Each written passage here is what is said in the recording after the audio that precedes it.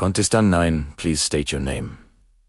My hands were clammy, and my stomach felt like a roller coaster, twisting with nerves. Sierra, I stuttered, my voice barely audible over the buzzing crowd.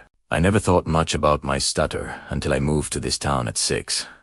Back then, it was just a quirk. Now, it felt like a spotlight pointing at everything wrong with me. The first time anyone really noticed, it was Kelsey Dean. "Why do you talk like that?" she had asked, wide-eyed and cruel. I was 6, and it hurt in a way that left bruises on my confidence I didn't even know I had yet. Her dad, Mr. Dean, had been a quiet anchor for me after my own father disappeared and my mom buried herself in work. Most days, he'd watch me after school, and Kelsey and I became inseparable, or at least I thought we were. We built imaginary worlds in the park, staged mini fashion shows in my living room, and shared ice cream cones at Scoopy's. In those moments, pretending he was my dad and she my older sister, I felt whole. But things changed when her mom moved out. Kelsey's anger spilled over into everything: home, school, even our friendship. By middle school, the split between us was a canyon. On the first day of class, her glare was enough to make my stomach flip. "Sierra, why do you talk like that?" Her words echoed through the room as everyone laughed. My face burned red, and I realized some friendships weren't meant to last.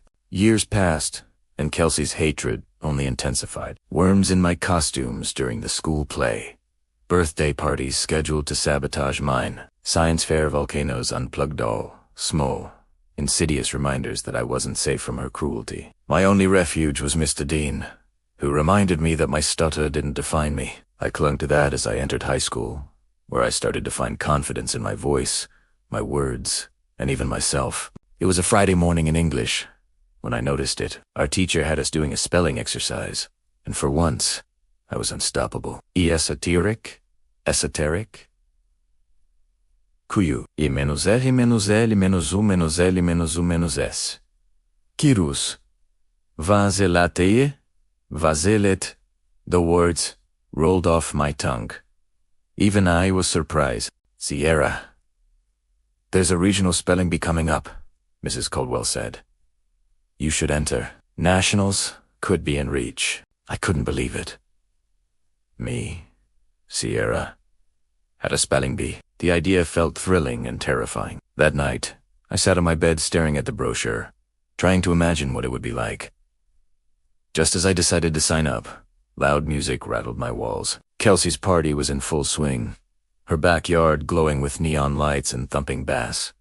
A few classmates waved me over. Fine, just a little, I thought. The party was chaotic and fun in that way only teenage parties can be, but I kept glancing at the brochure. That's when she appeared, snatching it right out of my hand. A spelling bee. "You, please?" she sneered, turning on her phone flashlight like a spotlight. A crowd formed around us. "Why don't you show us what you've got?"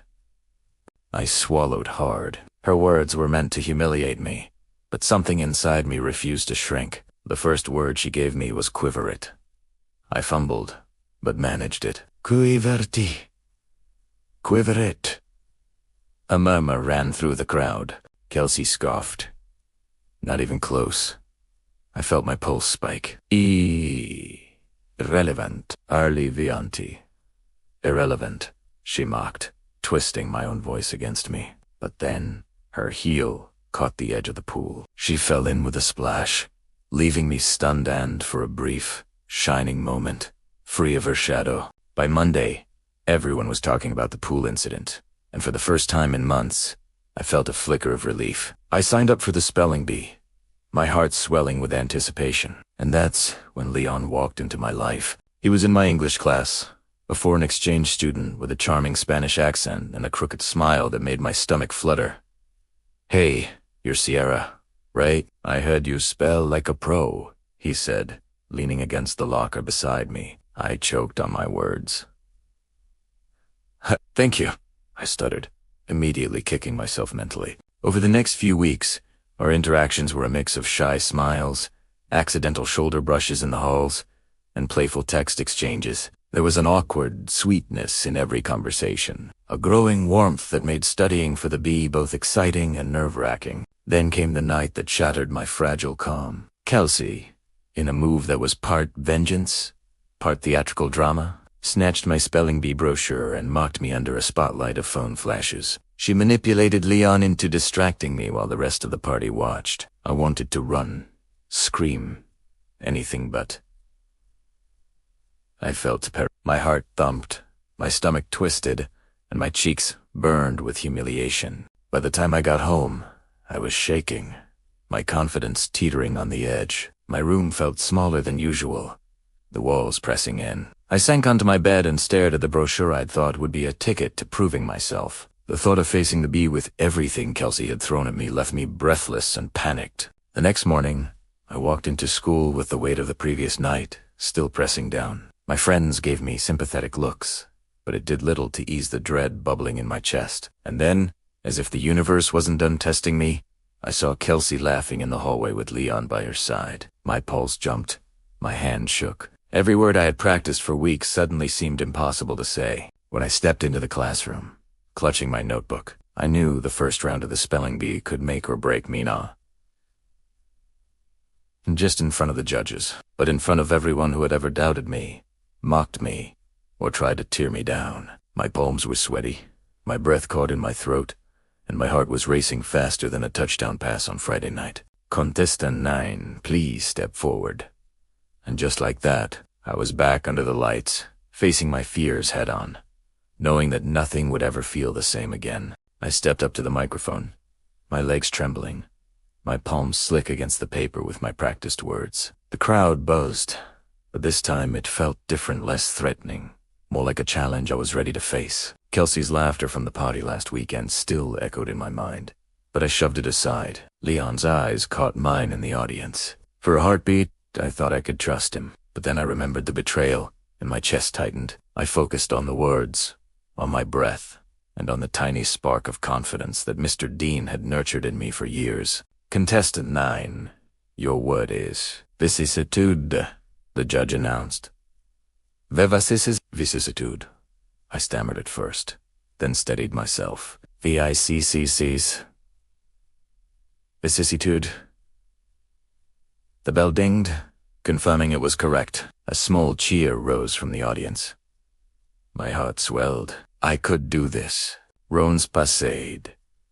Each word, stretching my focus and resolve. One by one, contestants were eliminated, until it was just Leon and me. My throat went dry when I heard my next word. Apagura.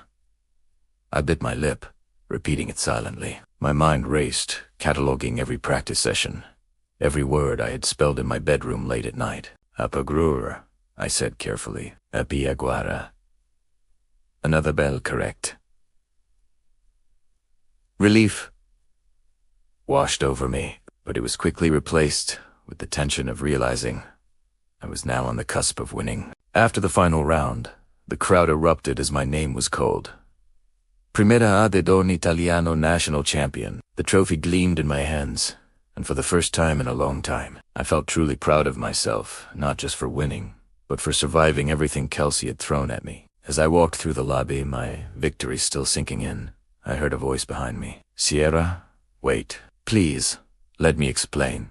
I froze, spinning around to see Leon. His expression was a mix of guilt and desperation. It was Kelsey. She set this up. She wanted me to distract you from studying. I didn't know it would go this far. I'm so sorry. I blinked, the sting of betrayal still sharp. So I was just a game to you. My voice wavered, and I fought back tears. No, I didn't want that, he insisted. I needed the money for my mom's treatments. But I didn't expect to feel this way about you. I hesitated, the words on the tip of my tongue. But my mind was spinning. I'd spent so long building trust with myself, learning to rely on my own strength. Could I let him back in? Could I forgive? Before I could answer, I heard voices approaching my mom and Mr. Dean. Sierra, we're so proud of you, Mr. Dean said, his face lighting up. I felt warmth spread through me. His pride had always felt unconditional, and it reminded me I didn't have to let anyone else dictate my worth. Kelsey appeared then, storming into the lobby, eyes blazing. Of course he's here for perfect little Sierra. And you too, Leon. You betrayed me, too. Her voice was shrill, her anger uncontrolled. I looked at her and realized something I had known for years, but only now, fully accepted. You could have been my sister, Kelsey, I said quietly. You chose to be a bully instead. I don't need to hurt anyone to be heard. I don't need your approval to exist. Her face twisted in disbelief, and before I could say more, she grabbed my trophy and hurled it through the lobby windows. Chaos erupted. Security rushed in. Kelsey was taken away, and in the aftermath, Mr. Dean and I cleaned up the mess together. That night, back at home, I sat on my bed with Leon beside me. The room smelled faintly of polished wood and old textbooks, a comforting reminder of the safe world Mr. Dean had always provided me. I didn't mean for any of it to happen, Leon said softly. I swear I care about you. I know, I said, my voice steady. But trust is hard to rebuild. Primera, need time. He nodded, not pressing further. For the first time, I felt a real sense of clarity about myself. I had survived bullying, betrayal, and doubt. I had faced every challenge head-on and come out stronger. And for the first time, I realized my self-worth wasn't tied to anyone else's approval. Over the next few weeks, I focused on the things that mattered. I started a support club at school for victims of bullying, giving others a space to share their stories. I practiced 4 nationals, often with Mr. Dean cheering me on. His quiet presence, a constant reminder that family isn't always about blood, it's about who truly sees you. Then came the day of nationals.